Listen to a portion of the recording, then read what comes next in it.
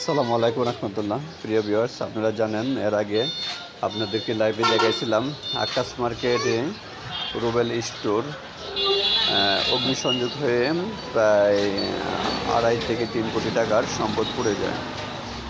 এখানে বাংলাদেশ জামাত ইসলামী গাজীপুর 2 আসনের সংসদ সদস্য প্রার্থী হোসেন আলী ভাই এই সোহেল ভাইকে বাংলাদেশ জামাত ইসলামের পক্ষ থেকে একটি অনুদান দেন, যাতে ভাই পুনরায় আবার সেই ব্যবসা শুরু করতে পারেন।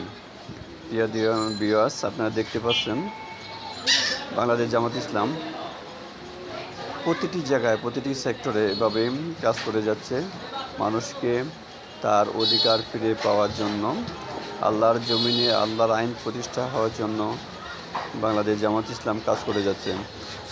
প্রিয় দিনী ভাইরা, আপনারাও বাংলাদেশ জামাত ইসলামের সাথে থাকবেন, সাথে থেকে কাজ করার জন্য আহ্বান জানাচ্ছি।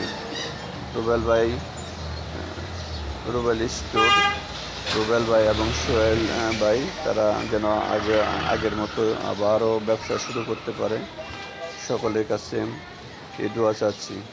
আসসালামু আলাইকুম রহমতুল্লাহি ওয়া বারাকাতুহু।